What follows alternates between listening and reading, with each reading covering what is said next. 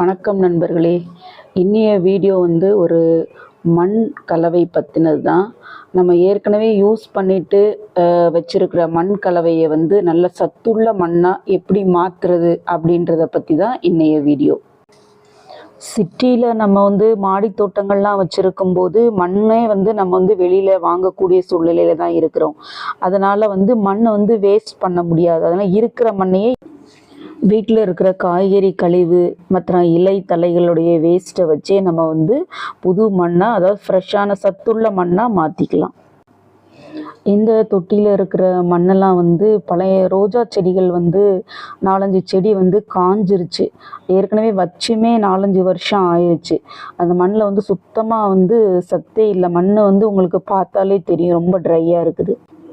அதுக்கு இந்த மண்ணை வந்து தொட்டிலேருந்து எடுக்கிறதுக்கு கொஞ்சம் தண்ணி ஊற்றி ஈரமாக்கின தான் கீழே கொட்ட முடியும். அதுக்கு பிறகு இந்த மாதிரி எல்லா தொட்டியில் இருக்க மண்ணையுமே கீழே கொட்டிட்டு க்ளீன் பண்ணி வச்சிடணும். இந்த மண் கலவை ரெடி பண்ணுறதுக்காக நம்ம வந்து ஒரு பிளாஸ்டிக் பக்கெட் எடுத்துக்கலாம். வேஸ்ட் பக்கெட் எதுனாலும் எடுத்துக்கலாம். அதில் ஹோல்ஸ் கண்டிப்பாக போடணும். அடியிலையும் போடணும், சைட்லேயும் ஹோல் போடணும். அப்போ தான் வந்து ஏரேஷன் கிடைக்கும். ஏரேஷன் கிடைச்சா அந்த இலை தலைகள்லாம் நல்லா மக்கி நுண்ணூட்டச்சத்துகள் வந்து பெருகும்.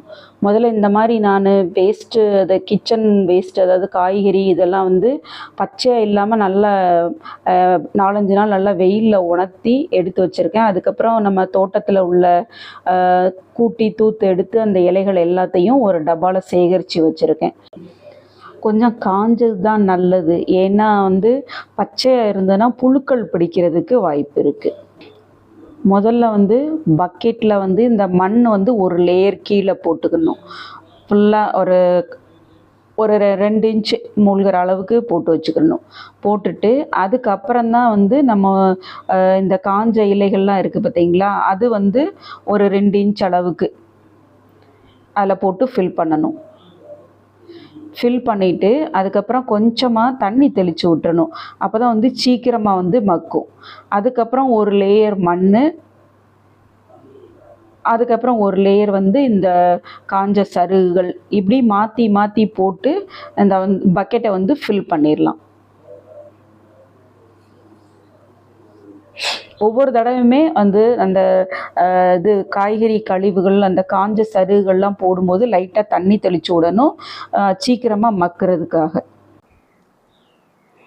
இந்த மாதிரி ஒரு லேயர் மண், அதுக்கப்புறம் ஒரு லேயர் வந்து காஞ்ச சருகுகள், இந்த மாதிரி போட்டு போட்டு பக்கெட் வந்து ஃபில் பண்ணிடணும். ஃபில் பண்ணிவிட்டு அதுக்கப்புறம் மேலே நல்லா தண்ணி தெளித்து விட்டுட்டு பக்கெட்டை வந்து மூடி வச்சிடலாம். போடும்போது இதில் வந்து அந்த குச்சி இதெல்லாம் இருந்ததுன்னா மேக்ஸிமம் வந்து அவாய்ட் பண்ணிடுங்க. அது வந்து கொஞ்சம் மக்கிறதுக்கு வந்து லேட் ஆகும். அதனால் வந்து இந்த குச்சிகள், கட்டை மாதிரி இருக்கிற பொருட்களை எல்லாம் வந்து எடுத்துட்டு கொஞ்சம் லைட் வெயிட்டாக இருக்கிறதே போட்டாலே சீக்கிரம் வந்து நம்மளுக்கு வந்து உரம் மக்கி நல்ல உரம் கிடைச்சிரும். இந்த பக்கெட்டு ஃபுல்லான பிறகு மண்ணெல்லாம் போட்டு லைட்டாக தண்ணி தெளித்து விட்டு இதை வந்து ஒரு நிழல் பாங்கான இடத்துல வச்சிடணும். வெயிலில் வைக்கக்கூடாது. வெயிலில் வைக்காமல் இருக்கிறது தான் ரொம்ப பெஸ்ட்டு. அப்பப்போ எடுத்து பார்த்துக்கிட்டே இருக்கணும். ஒரு வீக்லி ஒன்ஸ் அந்த மாதிரி எடுத்து பார்த்துக்கலாம். மேலே வந்து புளிச்ச மோர், வீட்டில் வந்து வேஸ்ட்டான மோர் இதெல்லாம் தான் ஊற்றிக்கலாம். இந்த மாதிரி கிளறி விடணும். கிளறி விட்டால் தான் வந்து நம்மளுக்கு வந்து அடியில் வந்து மக்கி இருக்கா என்ன எதுன்னு தெரியும். உள்ளே வந்து அந்த காற்று போகிறதுக்கும் வந்து ஆக்சிஜன் வந்து உள்ளே கிடச்சி நுண்ணுயிர் பெருகணுன்றதுனால அப்பப்போ கிளறி விட்டுக்கிட்டே இருக்கணும். வேஸ்ட்டு தயிர், பால் அந்த மாதிரிலாம் கூட இதில் ஊற்றுனா நல்ல வந்து நம்மளுக்கு மைக்ரோ நியூட்ரியன்ஸ் வந்து நிறைய கிடைக்கும்.